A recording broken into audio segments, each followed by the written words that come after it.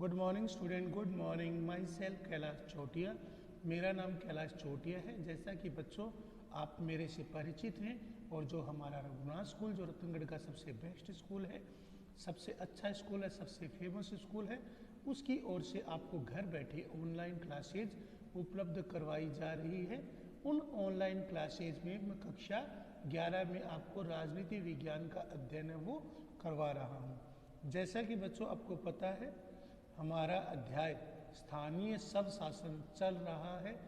हमने अभी तक 73वें और 74वें संविधान संशोधन अधिनियम के बारे में पढ़ा है कि 73वां और 74वां संविधान संशोधन अधिनियम 1992 में संसद द्वारा पारित किया गया और 1993 में इसे पूरे देश में लागू किया गया था, जिसके तहत देश के कई भागों में स्थानीय शासन के चुनाव है वो संपन्न हो चुके हैं।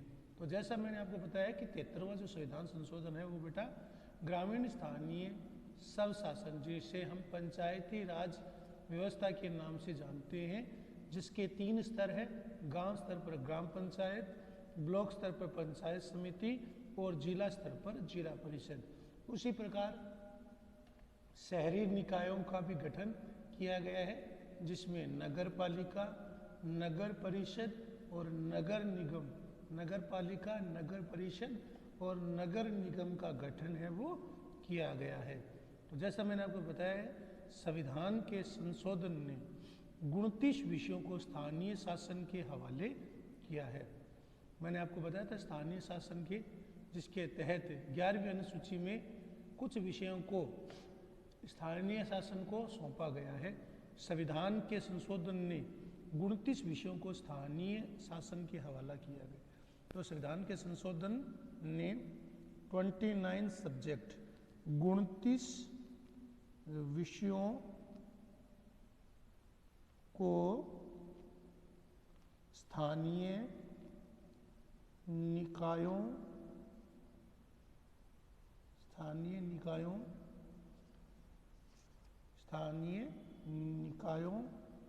को सौंपा गया है। 29 विषयों को स्थानीय निकायों को सौंपा गया है। ये सारे विषय स्थानीय विकास और कल्याण की जरूरतों से संबंधित है। ये जितने भी 29 विषय हैं वो स्थानीय विकास, स्थानीय क्षेत्र में प्रबंध करना, स्थानीय क्षेत्र की भलाई के लिए कार्य करना, स्थानीय क्षेत्र में सामाजिक कल्याण की जरूरतों से संबंधित रहे हैं। स्थानीय शासन के कामकाज के पिछले दशक के अनुभव हमें क्या बताते हैं कि भारत में इसे अपना कामकाज स्वतंत्रता पूर्वक करने की छूट बहुत कम है। अनेक प्रदेशों ने अधिकांशतः विषय है वो स्थानीय निकाय को नहीं सौंपे थे। अब आज भी ऐसा हुआ था, जब 73वां और 74वां संविधान संशोधन अधिनियम के बावजूद भी जो प्रांतीय सरकार है उन्होंने स्थानीय विषयों को स्थानीय निकायों, पंचायती राज व्यवस्थाओं और जो नगर पालिका, जो शहरी स्थानीय निकाय हैं, उनको ये विषय स्थानांतरित नहीं किए हैं। इसका मतलब क्या है बेटा? इसका मतलब है कि स्थानीय निकाय है वो कारगर ढंग से काम नहीं कर सकते थे। जब तक उनको शक्ति नहीं मिलेगी, जब तक उनको पावर नहीं मिलेगी, ये स्थानीय निकाय, स्थानीय संस्था, चाहे ग्रामीण स्थानीय निकाय हो चाहे शहरी स्थानीय निकाय हो, वो स्वतंत्र रूप से काम नहीं कर सकते। तो जैसा मैंने बताया कि अनेक प्रदेशों ने अपने अधिकांश विषयों को स्थानीय निकायों को नहीं सौंपा है। इसका मतलब यह है कि स्थानीय निकाय कारगर ढंग से काम नहीं कर सकते। इस तरह इतने सारे जनप्रतिनिधियों को निर्वाचित करने का पूरा काम बस प्रतीकात्मक बनकर रह गया। जितने सारे जो जनप्रतिनिधि है उनका बस चुनाव है, वो चुनाव संपन्न कराया जा रहा है। उनका जो चुनाव है वो निर्वाचन है वो जनप्रतिनिधियों का बस प्रतीकात्मक हो गया है। तो जनप्रतिनिधियों का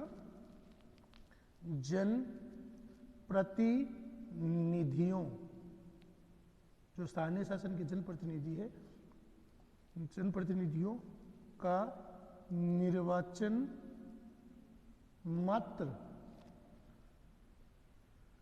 औपचारिकता रह गया है। मात्र क्या हो गया है? औपचारिकता रह गया है। जो जनप्रतिनिधि हैं, जनप्रतिनिधियों का निर्वाचन में मात्र औपचारिकता बनकर रह गया है। जनप्रतिनिधि हैं वो केवल औपचारिक ढंग से काम कर रहे हैं। कुछ लोग स्थानीय निकायों को निर्माण की यह कहकर आलोचना करते हैं कि इससे प्रादेशिक और केंद्रीय स्तर पर जिस तरह के फैसले लिए जाते हैं उसमें कोई बदलाव नहीं आता। प्रदेश के स्तर पर और केंद्रीय स्तर पर जिस प्रकार के फैसले लिए जाते हैं उसमें कोई बदलाव नहीं आता। स्थानीय स्तर की जनता के पास लोक कल्याण के कार्यक्रम और संसाधनों के आवंटन के बारे में विकल्प चुनने की ज़्यादा शक्ति नहीं होती। जो स्थानीय जनता है उसके पास जो जन कल्याण, लोक कल्याण, जनता की भागीदारी, जनता की भलाई के लिए जो कार्यक्रम है और जो संसाधन है, जो कार्यक्रम है और जो आर्थिक संसाधन है, वित्तीय संसाधन है, उनके आवंटन के बारे में, उनके बंटवारे के बारे में, उनके आवंटन या बंटवारे के बारे में विकल्प चुनने की ज़्यादा आज़ादी नहीं होती। तो जैसा मैंने आपको कहा, स्थानीय स्तर की जनता के पास लोक कल्याणकारी जो जन कल्याणकारी कार्यक्रम है, संसाधन है, उनके आवंटन के बारे में विकल्प चुनने की ज़्यादा शक्ति है वो उनके पास नहीं है। तो जो स्थानीय स्तर की जनता है, तो स्थानीय स्तर की जनता है उसके पास, स्थानीय स्तर की जनता के पास लोक कल्याणकारी के कार्यक्रमों, लोक कल्याण के कार्यक्रमों एवं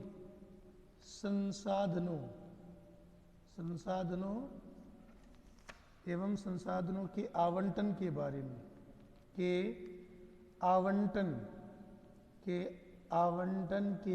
में, आवंटन के बारे में विकल्प चुनने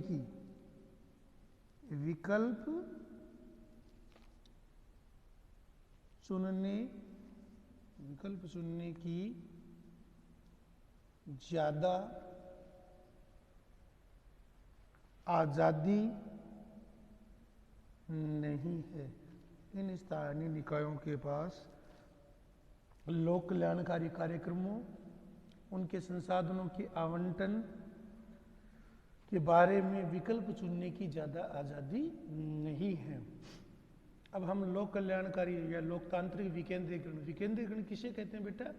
जिसमें समस्त जो शक्तियां हैं, जो केंद्र और प्रांतों से जो शक्तियां ली गई है, उन्हें स्थानीय शासन या स्थानीय शक्तियों को, उन शक्तियों को सौंप देना, स्थानीय सरकारों को उन शक्तियों को दे देना, या स्थानीय स्तर पर सरकारों को शक्तियों को केंद्र और प्रांतों के द्वारा शक्तियों को, कुछ शक्तियों को स्थानीय, चाहे शहरी जो स्थानीय निकाय हो, चाहे ग्रामीण स्थानीय निकाय हो, तो चाहे शहरी स्थानीय निकाय हो चाहे ग्रामीण स्थानीय निकाय हो, उनको शक्तियों को सौंप दिया गया है। तो लोकतांत्रिक विकेंद्रीकरण का जो सफल उदाहरण है वो अक्सर लैटिन अमेरिकी देश बोल्विया के नाम लिया जाता है। लोकतांत्रिक विकेंद्रीकरण का जो उदाहरण है, लोकतांत्रिक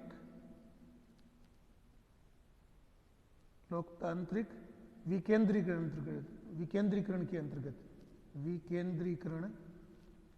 के अंतर्गत उसका सबसे श्रेष्ठ उदाहरण है वो लातिन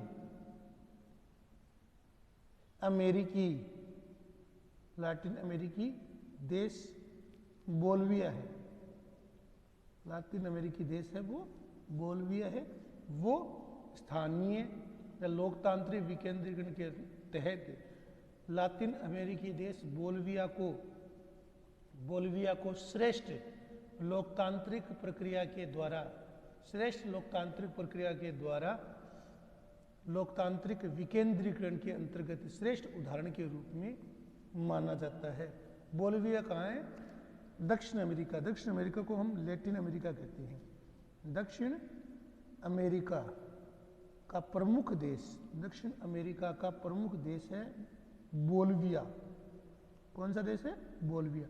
जहाँ पर लोकतांत्रिक विकेंद्रीकरण है, वो उसकी सफलता ने दुनिया के सामने एक श्रेष्ठ उदाहरण प्रस्तुत किया है। तो दक्षिण अमेरिका का जो एक प्रमुख देश है बोल्विया, तो बोल्विया में लोकतांत्रिक विकेंद्रीकरण है वो काफ़ी हद तक है वो सफल रहा है। तो दक्षिण अमेरिका का देश है बोल्विया।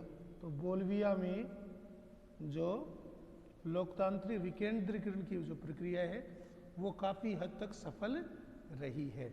कैसे रही है?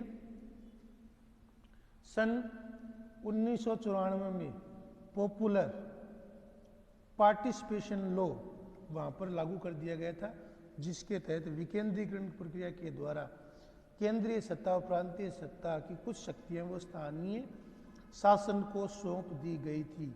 इसके परिणाम स्वरूप महापौर का चुनाव है वो लोकतांत्रिक चुनाव संपन्न हुआ। देश के नगर पालिकाओं को विभाजित किया गया और एक ऐसी प्रणाली अपनाई गई कि नगर पालिका को धन स्वतः हस्तांतरित हो जाए। तो बोल्विया है वो लोकतांत्रिक विकेंद्रीकरण का एक श्रेष्ठ उदाहरण है। बोल्विया में 1994 में पॉपुलर पार्टिसिपेशन लॉ जन भागीदारी कानून के तहत 1994 में जन भागीदारी कानून के तहत जन भागीदारी कानून द्वारा जो शक्तियां हैं वो स्थानीय शासन को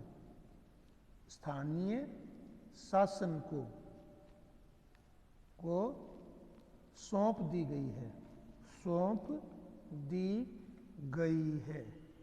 तो जन भागीदारी कानून के द्वारा जो शक्तियां वो स्थानीय शासन को सौंप दी गई है। धन का आवंटन, पैसे का आवंटन या विकेंद्रीकरण है वो सत्ता है वो स्थानीय शासन को सौंप दी गई है। और देश में नगर पालिका को विभाजित किया गया है और ऐसी प्रणाली अपनाई गई है संपूर्ण देश को नगर पालिका में विभाजित, देश को नगर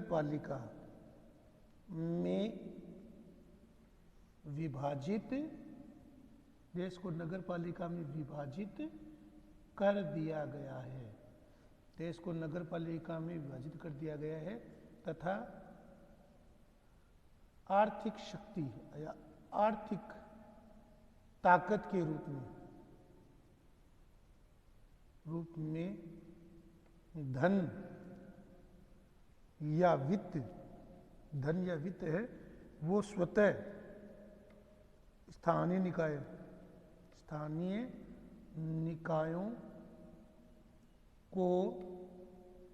निकायों को हस्तांतरित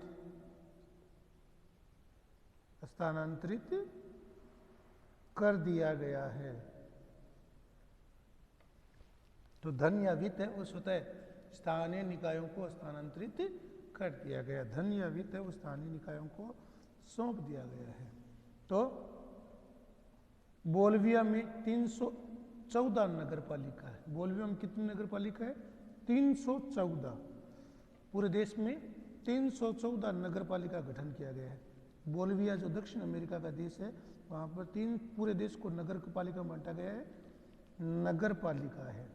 तो पूरे देश को 314 नगर पालिकाओं में विभाजित किया गया है। पूरे देश को 314 नगर पालिकाओं में विभाजित है वो किया गया है। पूरे देश में 314 नगर पालिकाओं का गठन है वो किया गया है। नगर पालिका की अगुवाई जनता द्वारा निर्वाचित महापौर करते हैं। तो नगर पालिका है उसकी अगुवाई कौन करता है? महापौर। तो महापौर नगर पालिका का जो प्रमुख होता है वो महापौर कहलाता है। नगर पालिका की जिम्मेदारी है, नगर पालिका है की जिम्मेदारी है वो महापौर को सौंपी गई है। महापौर को सौंपी या सौंप दी गई है, सौंपी गई है। तो नगर पालिका की जिम्मेदारी महापौर को सौंपी गई है, जिसे हम नगर पालिका की अगुवाई जनता द्वारा निर्वाचित महापौर करते हैं, जिसे प्रेसिडेंट म्युनिसिपल भी कहा जाता है। प्रेसिडेंट म्युनिसिपल भी कहा जाता है। महापौर के साथ एक नगर पालिका परिषद भी होती है, कैबिल्डो होती है। स्थानीय स्तर के देशव्यापी चुनाव है वो 5 वर्ष बाद में होती है। स्थानीय स्तर के जो चुनाव होते हैं, स्थानीय स्तर के चुनाव है या स्थानीय स्तर के चुनाव है, नगर पालिका के चुनाव है, स्थानीय स्तर या नगर पालिका, क्योंकि नगर पालिका ही है, या नगर पालिका और महापौर के चुनाव, महापौर के चुनाव प्रति 5 वर्ष में संपन्न होते हैं, प्रति 5 वर्ष में संपन्न होते हैं। स्थानीय स्तर में महापौर के चुनाव वो प्रति 5 वर्ष बाद में संपादित किए जाते हैं। तो स्थानीय स्तर पर जो नगर पालिका है या नगर पालिका जो हेड है महापौर, उनके चुनाव है वो प्रति 5 वर्ष में संपन्न होते हैं। पूरे देश को नगर पालिकाओं में बांटा गया है, जिसके तहत 314 नगर पालिका का गठन है वो कर दिया गया। 314 नगर पालिका है उनका गठन हुआ है। 1994 में पॉपुलर पार्टिसिपेशन लॉ, जन भागीदारी कानून के तहत विकेंद्रीकरण, सत्ता का विकेंद्रीकरण करके केंद्र और राज्य से सत्ता लेकर स्थानीय स्तर पर सौंप दी गई है, जिसके परिणाम स्वरूप महापौर का चुनाव है वो लोकतांत्रिक प्रक्रिया के द्वारा होता है। बोलविया में 314 है वो नगर पालिका है। नगर पालिका की अगुवाई जनता द्वारा जो निर्वाचित है महापौर है वो करते हैं। इन्हें प्रेसिडेंटल म्युनिसिपल भी कहा जाता है। महापौर के साथ एक नगर पालिका परिषद भी होती है। स्थानीय स्तर के जो चुनाव होते हैं वो प्रति 5 वर्ष बाद में संपन्न होते हैं। स्थानीय स्तर के जो चुनाव है वो प्रति 5 वर्ष बाद में संपन्न किए जाते हैं। स्थानीय स्तर के जो चुनाव है वो प्रति 5 वर्ष बाद में होते हैं। 314 नगर पालिका का विभाजन है वो कर दिया गया है, नगर पालिका में बांट दिया गया है, जिसके तहत केंद्र और प्रांतों से शक्तियों को लेकर स्थानीय हाथों में नगर पालिका को शक्तियां दी गई है, और इनके जो वित्तीय स्रोत हैं वो स्वतः ही इन नगर पालिका को स्थानांतरित हो जाती हैं। तो नगर पालिका की अगुवाई जनता द्वारा निर्वाचित है वो महापौर करते हैं। इन्हें प्रेसिडेंटल म्युनिसिपल भी कहा जाता है। महापौर के साथ साथ एक नगर पालिका परिषद भी होती है। स्थानीय स्तर के देशव्यापी चुनाव है वो प्रति 5 वर्ष बाद में होते हैं। नगर पालिका के चुनाव है 5 वर्ष बाद में होते हैं। इन नगर पालिका के पास स्थानीय स्तर की समस्त शक्तियां लोकतांत्रिक विकेंद्रीकरण के तहत जो स्थानीय निकायों को शक्तियां दी गई है वो इनको शक्तियां हैं वो अत्यधिक मात्रा में प्राप्त हैं। शासन के विकेंद्रीकरण के फलस्वरूप जो स्थानीय स्तर की शक्तियां हैं वो स्थानीय निकायों को या स्थानीय परिषद के पास है वो होती है। स्थानीय स्तर के जो चुनाव है वो देश में हर 5 वर्ष बाद में संपन्न किए जाते हैं। बोलविया को स्थानीय सरकार के स्थानीय स्तर पर स्वास्थ्य और शिक्षा सुविधा उपलब्ध करवाने और आधारभूत ढांचा के रखरखाव की जिम्मेदारी सौंपी गई है। तो वहाँ की जो स्थानीय सरकार है उसके पास स्वास्थ्य, शिक्षा जैसे जो बुनियादी सुविधा है, जो लोगों की बेसिक नेसेसिटीज़ है, उन्हें सौंपी गई। बोलविया में देशव्यापी राजस्व उगाही, जो बोलविया में जो राजस्व की उगाही होती है उसका 20% नगर पालिका को प्रति व्यक्ति के हिसाब से दिया जाता है। 20% है जो टैक्स है, राजस्व है, वो नगर पालिका को प्रति व्यक्ति के हिसाब से दिया जाता है। नगर पालिका को अन्य कार्य जैसे कि नगर पालिका को कई कार्य करने पड़ते हैं। नगर पालिका को मोटर वाहन शहरी, नगर पालिका को मोटर वाहन शहरी संपदा, बड़ी कृषि संपदा पर कर लगाने का अधिकार है। मोटरों पर, वाहन पर, शहरी संपदा पर, बड़ी खेती की संपदा, जो बड़े बड़े जो कृषि का क्षेत्र हैं, बड़े बड़े जो फार्म हाउसेज हैं जहाँ पर वृहत पैमाने पर खेती का उत्पादन होता है, उन पर उन्हें टैक्स लगाने का अधिकार है वो दिया गया है। इन नगर पालिकाओं के बजट का अधिकांश हिस्सा है, इन नगर पालिकाओं का जो बजट का अधिकांश हिस्सा है वो उनके वित्तीय स्रोतों के तहत, वित्तीय संसाधनों के तहत उनको हस्तांतरित हो जाता है। तो इन नगर पालिकाओं के बजट का अधिकांश हिस्सा है वो वित्तीय ट्रांसफर या वित्तीय हस्तांतरण की प्रणाली के जरिए है वो उनको प्राप्त हो जाता है। तो जैसे मैंने आपको कहा है कि जो बोलिविया में है वो देशव्यापी राजस्व का 20% है वो नगर पालिका को प्रति व्यक्ति के हिसाब से दिया जाता है, प्रति व्यक्ति के हिसाब से। इसके अलावा नगर पालिका खुद को अपने मोटर वाहन शहरी संपदा और बड़ी कृषि संपदा पर मोटर वाहन शहरी संपदा और कृषि संपदा पर कर लगाने का अधिकार है, कर लगाने का अधिकार है। ये अधिकार है वो वहाँ की नगर पालिका को है। तो मोटर वाहन शहरी संपदा और कृषि संपदा पर कर लगाने का अधिकार वहाँ की नगर पालिका को सौंपा गया है। तो स्थानीय निकायों के पास हम कह सकते हैं कि कहने लायक धन बहुत कम होता है। स्थानीय निकाय प्रदेश और केंद्र की सरकार पर वित्तीय तरीके पर निर्भर होते हैं। जैसे भारत जैसे देश में जो स्थानीय निकाय है, शहरी स्थानीय निकाय, ग्रामीण स्थानीय निकाय है, वो अपनी मदद के लिए केंद्र पर निर्भर होती है। इसके कारण कारगर ढंग से काम करने में उनकी क्षमता पर बहुत कमी आती है। शहरी स्थानीय निकायों का कुल राजस्व उगाही में 0.24% का योगदान है, जबकि सरकारी खर्चे 4% इन निकायों पर व्यय होता है। इस तरह स्थानीय निकाय कमाते कम और खर्च ज़्यादा करते हैं। इसी कारण ये निकाय अनुदान देने वालों पर निर्भर होते हैं।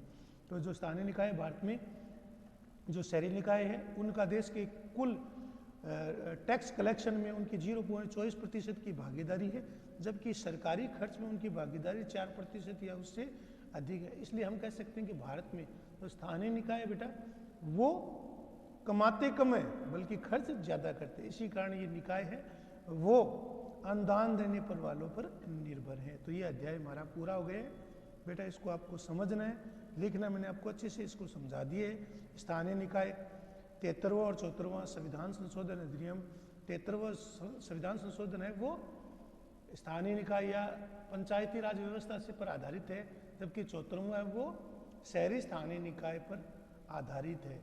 ग्रामीण स्थानीय निकाय जिसे हम पंचायती राज व्यवस्था कहते हैं, जिसमें ग्राम स्तर पर ग्राम पंचायत, ब्लॉक स्तर पर पंचायत समिति और जिला स्तर पर जिला परिषद।